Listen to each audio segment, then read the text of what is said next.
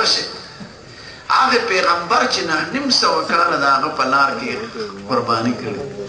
او خدای ورته پام کوه جاهلانو خبرې ونه کې کافر دپاره ما نه سوال کې زه هغه توبه وکړه قال رب إني أعوذ بك أن أسألك ما ليس لي به علم وإلا تغفر لي وترحمني أكن من الخاسرين خدای زما دې توبه خدای د پیغمبر سفارش نه مني ابراهیم علیه السلام پلار د پاره غوښتوې نه زموږ ښکلی پیغمبر د تره د پاره چې ډېره قرباني ورسره کړې وه قیدونه یې ورسره تېر کړي دي ابو طالب د علي صاحب پلار ډېر ورته ګران و ځکه سکت و خو کلمې ونه ویله بس مړه شو بیا حضور پاک وی زه بخښنه به ونه غواړم د خدای طرفه بیان نه ما كان النبي والذين آمنوا يستغفروا للمشركين ولو كانوا أولي قربى من بعد ما تبين لهم أنهم أصحاب الجحيم وما كان استغفار إبراهيم لأبيه إلا موعظة وعدها إياه فلما تبين له أنه عدو لله تبرأ منه إن إبراهيم لأواه حليم یو مسلمان ته یو پیغمبر ته د اجازت نشته چې د کافر مشرک دپاره دی سوال وکړي زمانه نو مشرک دپاره پیغمبر سفارش نشي کولی نه په دنیا کې نه په آخرت کې نو د شرک نه خدای وساته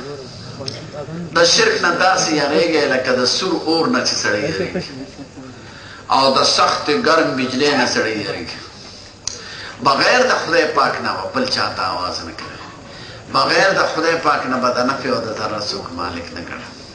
زمونږ جاهلان چې پنجابیانو پسې روان پیر بابا ته یو قبایلي تلو پیر بابا زوی راکړې پیر بابا زوی راکړې پیر بابا زوی راکړې نو چا ورته ویل وروره د واده دې څومره موده وشوه وایي که ما واده کړی وی زه به دله راکړې داسې خامخا د هغه دا خیال و چې دا پیر بابا به نه یې د خېټې نه ماله زوی راوباسي د جهالت هم څه نه دي د اخرې که شرک نه ځان ساتې ځکه خدای وایي زه یې نه بخښم دا شرک ولې نه بخښي شرک پکې څه دی زنا درته بخښي که وغواړي شراب درته بخښي که وغواړي جواري درته بخښي که وغواړي ډبې ګډېدل درته بخښي ګانې درته بخښي نسوار سګرټ دا مردارې درته بخښي که وغواړي خو شرک وایي نه بخښم دا شل پکې څه دی زما په خبرو پوهېږې خفه خو نه یې ګورې خدای خوشحاله لره زه خپله غاړه خلاص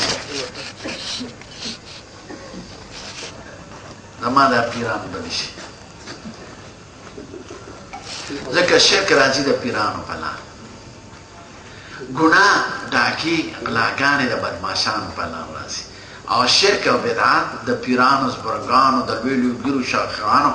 چې هغه جاهلان او د دین نه ني خبر خلک خو پیر صاحب رسېدلی دی او هغه جاهل یې هغه په خلک په دې مبتلا کړي قبرونو ته چې ناست دي دا مالګې خورئ او دا پیسې شکرانه دا مردار خواري په خبره چې د پیسې ورغورځولې مرداره شوې چاله یې لاس کې ورکړه ثواب یې هر چاته چې بخې په خبر به نه غورځوي هغه مرداره شوې لکه ډنډ ته چې سړی ورغورځوي خو چاوانه نشته ته مړي ته په عبادت ځان نږدې کړې دا مردار خوار ورته ناست دی نو څنګه چلې دا پښتانه شرک ولې نه بخي دې شرک یې چل سره شرک د خدای د غیرت خبره او د خدای نه زیات غیرت څوک نشته زموږ ښکلی پیغمبر وایي زه ستاسو ټولو نه غیرتي او خدای پاک زما نه زیات غیرتي دی غیرت پېژنې وروڼو په دنیا کې دی وخت کې د ټول جهان نه زیات بې غیرته قوم انګریز دی او د انګریز نقلیان چې ورپسې روان دي مور پلار یې ناست دی لور یې پېغله د بل سړي سره ناست دی فرینډ بوای دی دا د دې دوست دی دا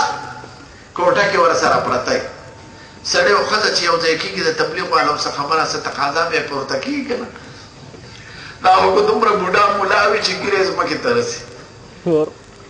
او ته ورسره ځوانه چینی کښېنه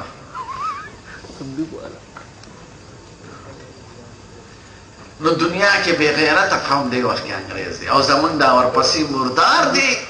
وی لندن والا دومره ترقي وکړه چې ګریجویشن جنکې بي اے پاس سړوله ګیرې خرې وګوره څومره اوچت شو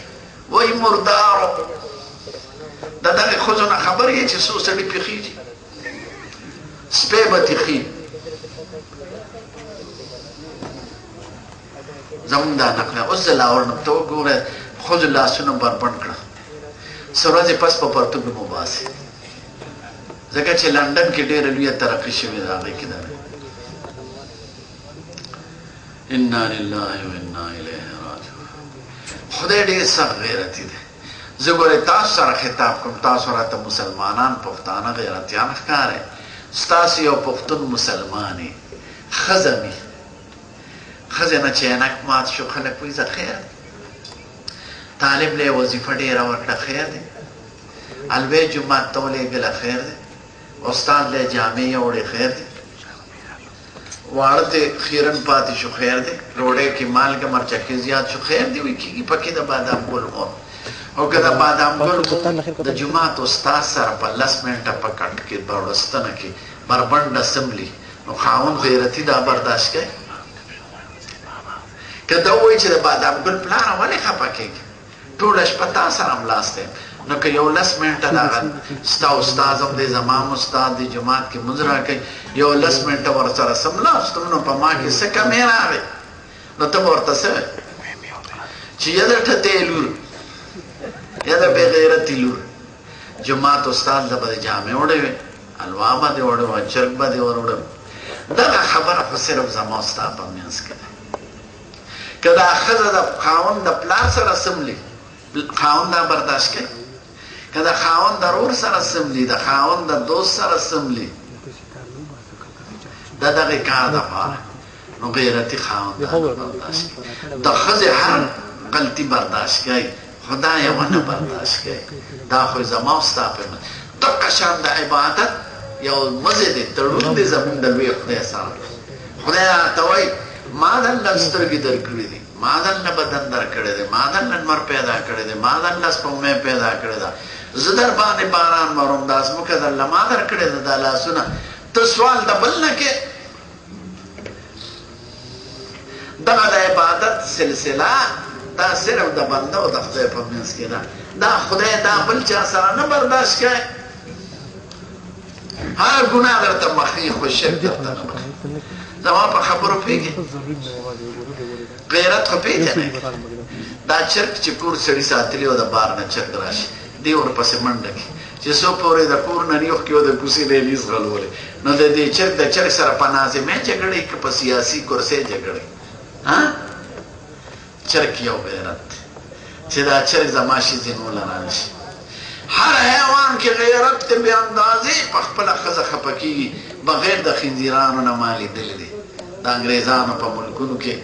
دا ښځې او نر یې دواړه ټول یو بل سره د تبلیغ والو خبره تقاضا کوي نر په ښځه نه خفه کېږي ښځه په نر او خنزیر څوک خوري انګریزان انګریز زیات بې غیرته قوم نشته دا ښځې نه ګرځي بربنډې دا خپل خاوند سره نه هوټلو کې شپې کوي دغه کوي زموږ دا خلک ورته داسې ګوري د دغه سپی ښځې نه قسم دی زموږ پښتنه ښځه مسلمانه حیاناکه په لسلاکه کرته تې غوره او ښکلې ده هغه سپینه سرمن خو د سپی هم وي خو اندامونه یې ټول څرګند دي شاته او باندې سپی هم لیدلی دی چېرته